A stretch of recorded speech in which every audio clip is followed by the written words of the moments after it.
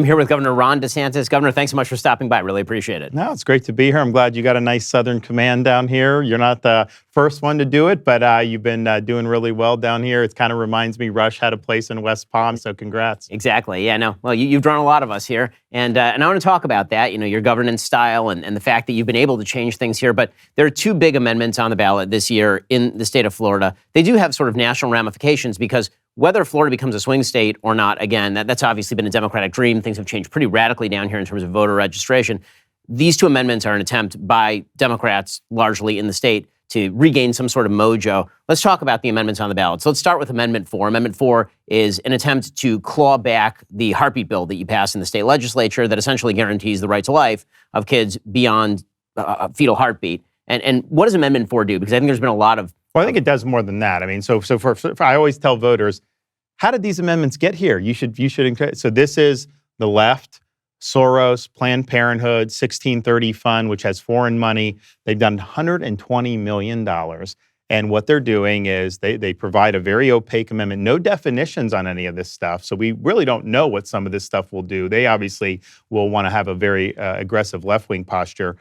No limits on when an abortion could be performed. It says viability, which they say would be about 26 weeks, which would mean 6 months in, you can have a fully formed baby, can feel pain, sucking its thumb, heartbeat, and for no reason at all can just be snuffed out. But if you read beyond that, the way the amendment's written, it really has an exception that swallows the rule because it says an abortion can be performed at any time if the, quote, healthcare provider deems it's necessary to protect patient health. They do not define patient health, and we know the left would include things like mental health, which would basically mean a non-physician could green light an abortion at any moment of birth. It also eliminates parental consent for minors, and they do it in a very underhanded way because they say nothing can infringe on the right of the legislature to require parental notification. So people see that, oh, parents' rights, but that claws back what we have in law now, which is consent. So you'll have this odd thing in Florida where they can send you a notice and say, oh yeah, your kid is at an abortion clinic across the state. There's a non-physician that's recommending a late-term abortion. Just thought you'd like to know that without any parent involvement. You would not be able to prescribe a Tylenol to a minor without parental consent, but somehow a minor could get a late-term abortion without parental consent. And then the final thing that's tricky about this, it doesn't say it in there, but they did the similar thing in Michigan. They passed these things. Then they run into court and say, oh, taxpayers are required to fund the abortions because this is a constitutional right. So that will happen in Florida. They will go try to find a liberal judge and then get taxpayers to try to fund this. And so this is the left. It's ideology, but it's also a business. Southeast part of the United States, all the states from Texas to South Carolina have pro-life laws in place. So if this passes in Florida, we will be the epicenter of abortion nationwide, and we would have one of the most radical pro-abortion regimes, not just in the United States, but in the world. And in fact, I think it would be worse than California, Colorado, some of the 9-month states, because this healthcare provider, people that aren't pro-life, and I have a lot of friends who aren't, what they will say is, look, they don't like abortion, they think it should be rare, but they don't support legal protections for the unborn because they think that should be resolved by the woman, mother, and the doctor. Mother and the doctor. Healthcare provider does not need to be a physician. So you are opening up a can of worms. And why would they do that? Because I have some people who will read that. They're like, oh my gosh, that's appalling. Why is that language? Money. They will be able to run bootleg abortion clinics. They will not have to have physicians on staff overseeing, and they will make a lot more money. And they will be bringing people in from Texas, Louisiana, Alabama, Mississippi, Georgia, all converging in Florida so that they can prop up a failing business model. It's important for people also to know groups like Planned Parenthood, they're not only involved in abortion on demand, they're doing the gender surgeries. That's a big part of their business model now. So all this money and potentially taxpayer money will go into that. So if you're pro-life, this is an easy no vote. But even if you're not, I haven't met very many people who think that there should be no limitations at all and that parental consent should be revoked and that non-physicians should be empowered to green light abortions up until the moment of birth. As you mentioned, the overreach is so dramatic in Amendment 4, but they've really been obscuring what Amendment 4 says. I originally characterized it as a clawback, but it isn't, as you say, it's not a clawback. It is moving way beyond the boundaries of where prior Florida law was even before the state legislature issued new rules on abortion. You mentioned money. Well, what are the political reasons why you think they're going so extreme here? Well, here's the thing. Well, because I just think that they would never do anything more modest. But it's interesting because they have a certain playbook that they run around the country, and usually they overpower the airwaves with ads. We fought back, I think, effectively. But in Florida, they're saying, if someone is raped, well, our heartbeat law has an exception for rape. They talk about it. We have an exception for incest. They talk about life and health of the mother. We have that in the law. And then they'll say if someone has a miscarriage, they would be denied care. To the contrary, not only is that obviously not prevented in Florida, a doctor would be committing malpractice if he said they couldn't treat you because of a misunderstanding of Florida law. So everything they're doing to attack Florida law is actually not in our law. They're not even running ads saying a heartbeat is too short a time, it should be extended. That would be at least a debate that was based in fact if that was their position. They're running on all these things that are not in Florida law just because they know those would be unpopular if they are, but they're not. And I think that that's very telling. So this is just a regime that they want. They'll make money, they'll have political power.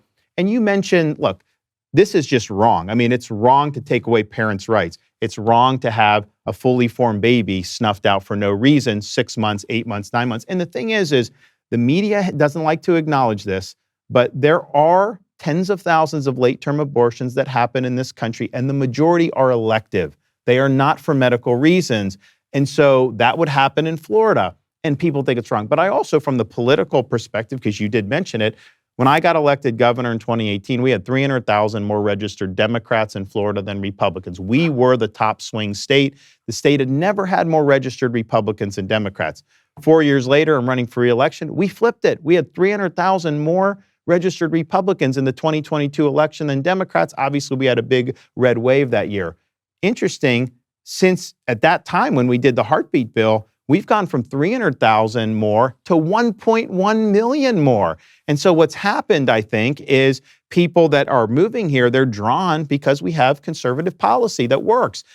Some of the liberals may not like that because we have conservative policy that works, which is fine. But we've really created a situation. So if Amendment 4 passes, you have taxpayer-funded abortion on demand, and then Amendment 3 passes, which I know you want to talk about in a minute, where it's basically public consumption of weed everywhere.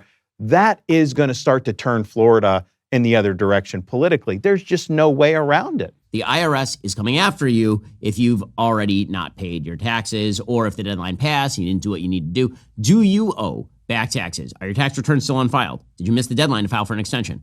Well, now that October 15th is behind us, the IRS may be ramping up enforcement. Let me tell you, they don't play around. You could face wage garnishments, frozen bank accounts, even property seizures if you haven't taken action yet. Here's the good news. There is still hope. Tax Network USA has been in this game for years. They know exactly how to navigate the complex world of tax law. They've helped taxpayers save over $1 billion in tax debt. They've filed over 10,000 tax returns. That's billion with a B, folks. They specialize in helping hardworking Americans like you reduce those tax burdens. So don't let the IRS catch you off guard, and get ahead of this right now with Tax Network USA. Their team of professionals will work tirelessly to protect your assets and find the best solution for your unique situation. Here's what you need to do. For a complimentary consultation, call today 1-800-958-1000 or visit their website at tnusa.com/Shapiro. That's 1-800-958-1000 or visit tnusa.com/Shapiro today. Don't let the IRS take advantage of you. Get the help you need with Tax Network USA. So let's talk about Amendment 3. Amendment 3 is an amendment that would essentially legalize marijuana across the state, but it would do a lot more than just legalize marijuana. The actual practice would make it effectively on nearly every street corner, if I'm reading the amendment correctly. Why don't you characterize exactly what this thing says? Well, again, how did this get here, right? Because I tell people that when you're on these constitutional amendments, it's not like an ordinance in a city or a county or even a law that the legislature passed. When it's in the Constitution, it's done. The legislature cannot amend a constitutional provision through the normal political process. So in reality, it's taking the issue away from the people and the political process and saying it's out of bounds indefinitely. And the only way you'd be able to address it with another constitutional amendment, which just doesn't happen. So when in doubt, vote no. If you're not convinced that this is going to be good, you vote no. So how did Amendment 3 come? It came because of one mega marijuana corporation. It was written by the CEO of the corporation. That corporation has put in $140 million into passing Amendment 3. And they say, well, we want safe and regulated marijuana. Just be clear, we have that in Florida. We have medical marijuana program that the voters approved. I implemented it. We have almost 1 million people in Florida that have these cards. Do you think all million have some debilitating condition? I mean, the notion that people that really want marijuana in Florida can't get it is absurd. Now, we don't have it overrunning all our public places for good reason. So we don't want that. Nobody is in a federal or in a state prison, in our state prison system, for using or possessing personal amounts of marijuana. They'll also say people shouldn't be rotting in prison. They're not. And I agree, and they're not. So that's the context of what they're trying to do. Some will say, hey, free state of Florida, I don't care what people do, whatever. Just understand, this isn't about freedom. They are giving a constitutional right to possess and use up to 3 ounces, which is about 100 joints, way more than California and Colorado, but only if you buy it from them. They do not provide you with the right to grow your own marijuana. So they are creating this corporate cartel where they will be empowered to sell you weed, but it'll only be the select companies that have these licenses. And what will happen is the incumbent companies will basically become monopolists because they have the head start on everything. But probably the most galling, and then so it's not about freedom because they don't let you grow your own, but it's also, you got to respect the freedom of Floridians who don't want to be involved in marijuana to live their life. But they have no limitation on use publicly of marijuana. We've seen Denver, San Francisco, Manhattan. It's everywhere. But those areas actually have some restrictions. It's just not enforced. This is not providing any ability to rein in the public use of marijuana. So it'd be in the beaches, the parks, the streets, the cities, restaurant. It also, the way it's written, it's providing a constitutional right to smoke, which has not ever been done. So if you're in a restaurant, can the restaurant owner tell you to leave? It's your constitutional right. The way it's written, it's not just saying the legislature shall make no law. It's basically saying you can't even have a civil lawsuit if you're smoking it. So I think it probably applies to private parties as well, which would throw a lot of businesses into turmoil. But here's the thing.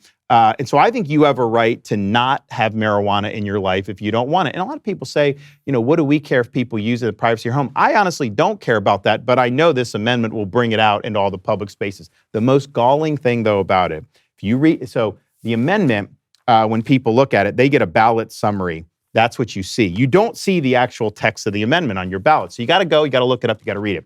And the ballot summary doesn't tell you. This amendment gives the companies total immunity from criminal, civil liability, or sanctions under Florida law. Blanket immunity, no exceptions, read it for yourself. So what that means is if they sell you defective marijuana, something goes wrong, you can't sue them. And it applies to all aspects of business, including distribution, manufacturing, selling, processing, cultivating, acquiring. So if they're driving marijuana in one of their trucks to a dispensary and they run you over, you can't sue them. This is a blanket immunity shield. That's never been done before, but that's why. So this is about corporate weed taking over Florida. So if you're against weed, obviously you vote no. If you're indifferent to weed, you got to vote no, because this is a horribly written amendment. But even if you like weed, you will not be able to grow it in your backyard. They'll make sure of that. You got to buy it from them, and then they're protecting themselves if they do you harm. Not appropriate to put in the Constitution. There are other states that have attempted something similar, and the lie that's told is that this will get rid of illegal weed, that everybody will then just go buy it legally because there'll be pot dispensaries that you'll be able to access. But the reality in pretty much all those other states is that's exactly not what happens. That it turns out that once you have monopoly pricing on things like weed, people just go out on the streets and obtain exactly the kinds of illegal weed they were before, with all of the attendant dangers. So even the things that supposedly it's going to protect against, it actually doesn't do anything about. Well, clearly, the black market in Colorado, California has grown dramatically since they've gone down this road. And look, when Colorado did it, this was kind of the big experiment. It was, potentially a valid argument that maybe you would get rid of it. I mean, no one really knew, right? But what happens is when you regulate and tax it, it raises the price. Demand increases because people are using it everywhere. And so the black market can undercut and they can capture massive market share. And that's exactly what's happened. So you will have more black market marijuana in Florida if this passes. There's no question. And then they're running commercials, the company that's funding all this.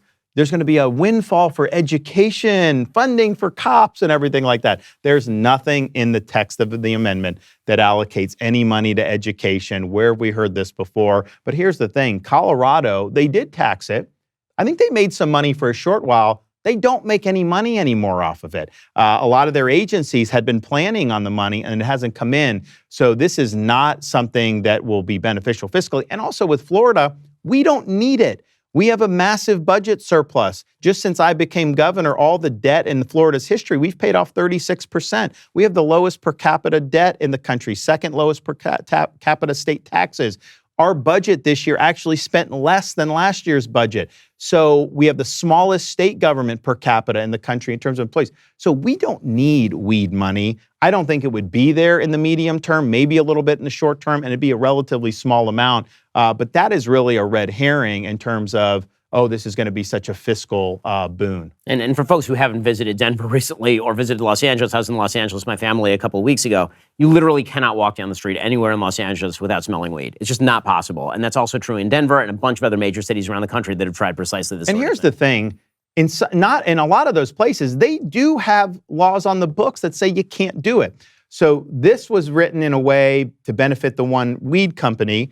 So I understand why they wrote it this way. But even if they would have said, this shouldn't be used in public, it's hard to enforce it because it just overwhelms once you do. And then when you're talking about it being a constitutional right, law enforcement is not going to want to mess with that. So whatever's happened in Denver, Los Angeles, San Francisco, Manhattan, that will happen in Florida on steroids. And our culture is a tourism culture.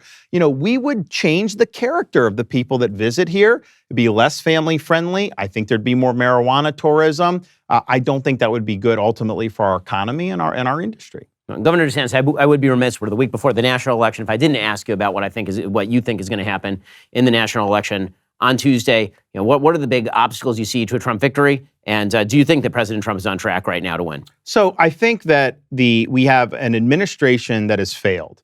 And the public, you see that. They think the country's on the wrong track. They give Joe Biden very low marks. And so the Democrats are running the vice president from that administration. So she's running as claiming she's the change agent, but yet she can't identify what she would have done different since Biden's been in. Could she not even acknowledge their border policy has failed? Could she not acknowledge that it would have been better not to have 13 American service members killed in Afghanistan? Can she acknowledge anything? So she doesn't acknowledge that. And so somehow we're expected to think that she's going to be this positive change agent. And I think what happened, and I warned people that Biden was going to be replaced. I mean, I thought that was true for a long time.